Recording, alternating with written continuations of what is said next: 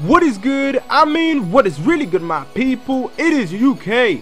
Try to brother dr.blick, the darkest man around. And today, guys, I'm gonna be talking about Dragon Ball FighterZ, and today we are gonna be talking about the story mode. So you better get that fried chicken and that glorious Kool-Aid and sit them cheeks down, because I'll be discussing this with Mr. Tekken 101, Tekken himself, bro. When you buy Tekken, you see his face on the front cover. That's how much Tekken he is.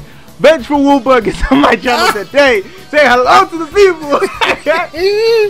Man, you're giving me too much hype, because honestly, I don't see that happening. But if my face ever shows up on a Tekken cereal box, hell yeah, bro. But thanks like, again. oh, I didn't see you there. That's right, I didn't see me there. So thanks again for having me. It's always a pleasure to be here with your boy Dr. Blick. And so yeah, man, I am ready whenever you are, my boy. Okay, so today, like I said, we'll be talking about the story mode for Dragon Ball FighterZ.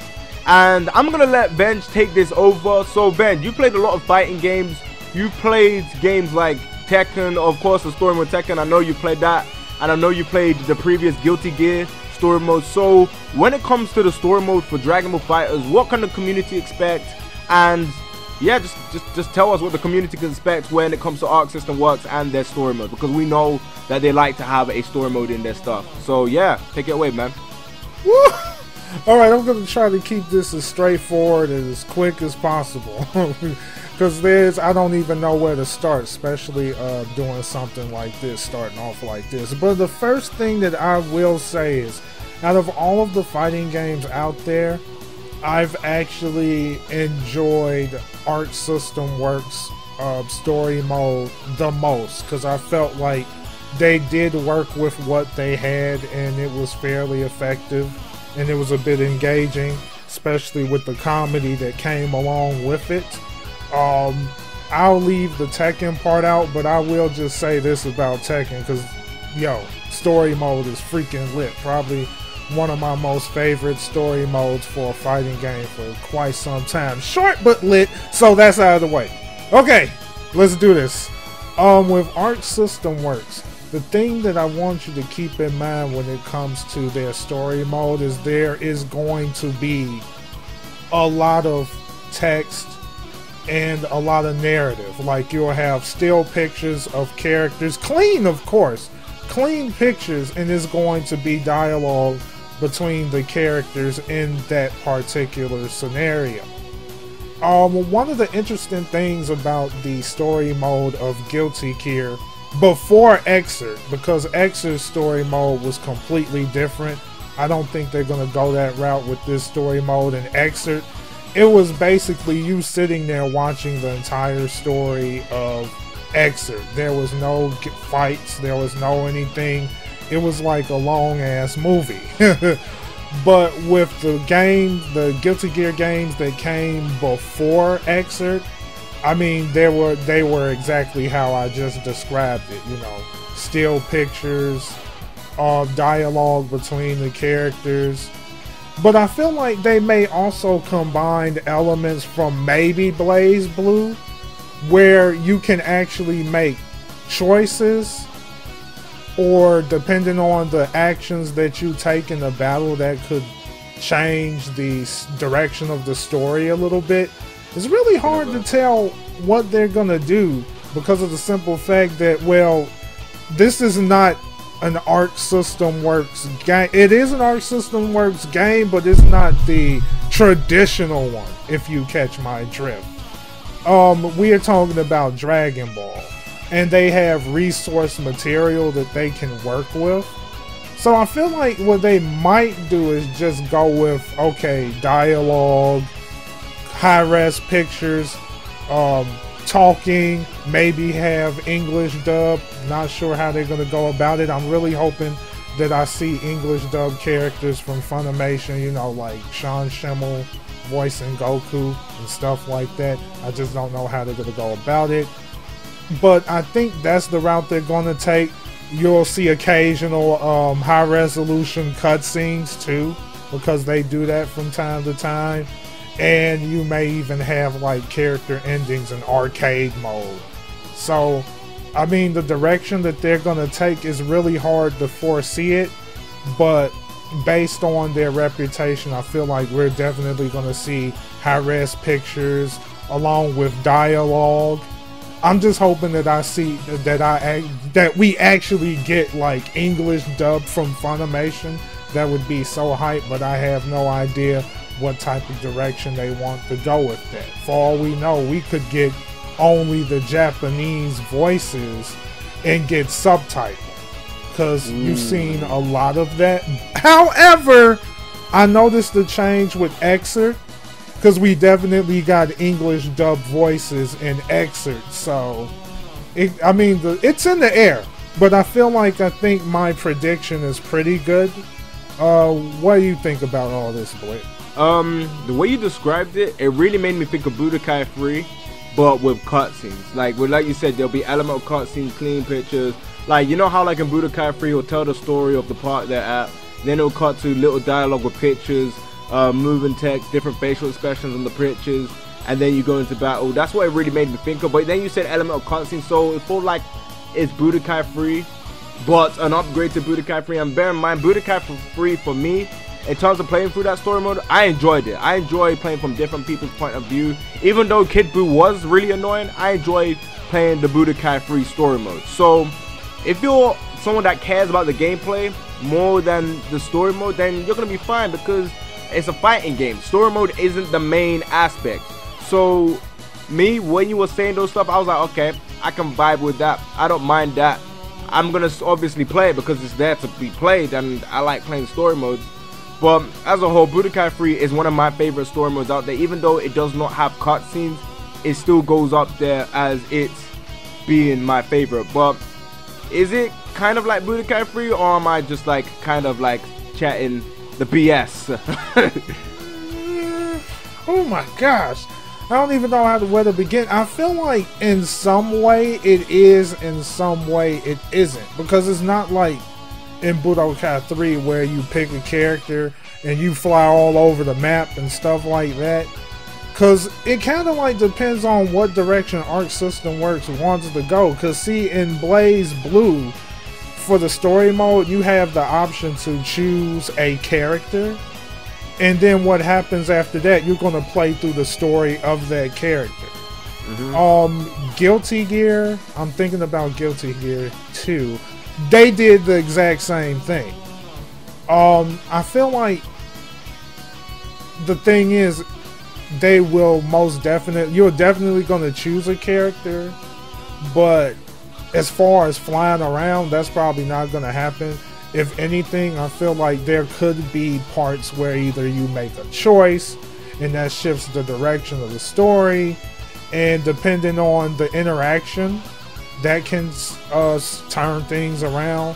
Or let's say there may have been a particular objective that you didn't meet, and that changes it just a little bit. I feel like that's probably what's going to happen. I don't feel like they're going to go with that exit route when it comes to the story, because there's no interaction there. You would just sit there like you're watching a CG movie or something, because that's exactly what you did in the Exit series, and that would be kind of dull. For me, I enjoyed it, but at the same time, it was like no battles, so it was a little bit less engaging. I got a question for you. One of the things I would like to ask is how they're gonna handle characters. How they're gonna handle characters. Say if they have roughly 25 or maybe even 30, 33 characters, 36, around about that amount. I'm just saying 36 as a stretch. We're most likely going to end up with like 24 or 20, like around about that much. Say if we end up with that amount, how will they manage the characters that will be in the story mode? Say Raditz is not playable. How will they skip the arc that Raditz is in? Or will they make him playable only for the story mode? That's my question. Ooh, that's actually a pretty good question. I'm trying to think what they would do. Because there have been instances where there was like story mode only characters. Because I remember there were characters back in Blaze Blue where they wasn't originally playable, but in previous like extensions of the game, they became playable. They might do that. I have a hard time seeing it though, but I feel like it depends on how far they're going to take the story. If they're literally going to, what saga are they going to start off at? I feel like that's the big question that we need answered, because we don't necessarily know. I feel like they're probably going to skip arcs. It doesn't look like they're literally going to start from beginning up to super. I mean, just based off of what we've seen of the roster right now.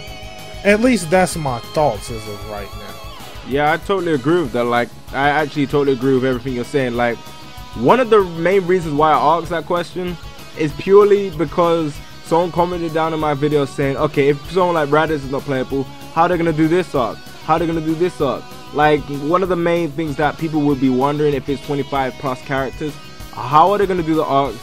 What parts are going to skip? Because the story mode, if they just have characters that are only available for the story mode, the community is going to flip, the community is going to get angry, and if they don't have the characters, you're going to have patchy arcs, unless the story mode is just going to be random and they create their own and make it like some little mini thing that is like satire, like J-Stars or even Raging Blast 2. Like, you got anything to add to that? Honestly, it's really hard to answer what they're gonna do. The only thing that I see at this point is maybe they would potentially skip around, for the fact that, let's say, for example, I mean, like, you have Cell, you know, like the Cell arc, right? Maybe they might just skip around to the important parts of the series when it comes to the fights, and maybe use particular characters as like cameo appearances. I'm just not sure. This is so different to actually mash together anime with an actual fighting game development team literally designing it. I just feel like that is what could potentially happen, because the reality of it is just the fact that we're not going to have this gigantic roster of so many characters to the point where it actually makes sense to actually start from point A and go all the way from A to Z. I just don't see it. It's really hard to fathom them actually doing something like that, especially if they want to stick to the source material. Like, the main issue that they have is pretty much, especially with the story mode, it's a touchy area, and the reason why I'm saying it's a touchy area is due to the fact that it's Dragon Ball. Dragon Ball is not just a series that's based off a game, something that was made into a game. It's originally an anime/manga series. It's originally an anime/manga series before it being a game.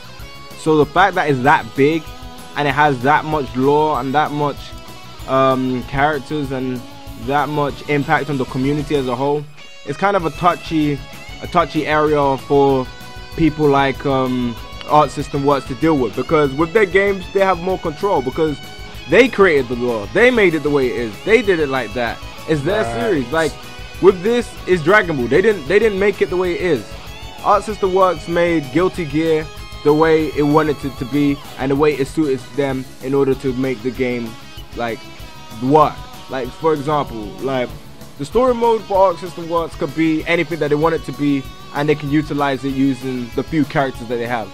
With Dragon Ball, you have so many characters, and most likely you're gonna rip the story mode out of the anime/manga.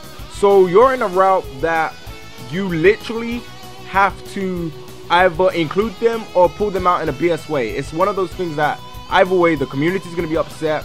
No one is going to be happy with this roster. The only people that are going to be fine with it is the fighting game community, because they don't care. They just want people like Goku, the mandatories, to be in, and the extra additions, well, they can be there too. But for the most part, they just want a good game. Like, they want a good game. Anime fans get drawn into detail and then game afterwards, if you know what I mean. But yeah, you got anything else to add, or we can just wrap up this video?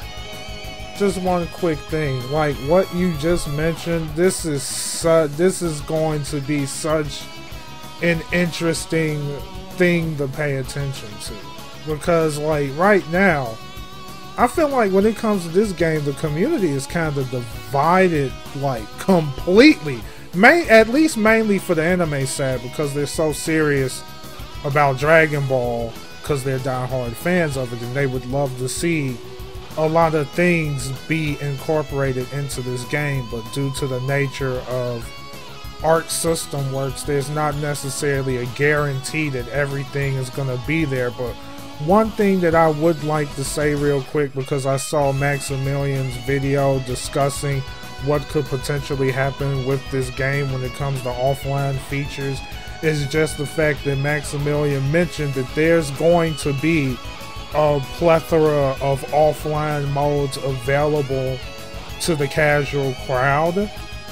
And so with that said, I feel like what they're trying to do is kind of like bridge that gap. The only question is what are they trying to do, because I feel like that is important for them to try to find some kind of way to appease the casual fan base, because like that's one of the reasons why Tekken 7 was actually successful, because of the fact that Harada even mentioned himself. Surprisingly, Tekken, that series is built up.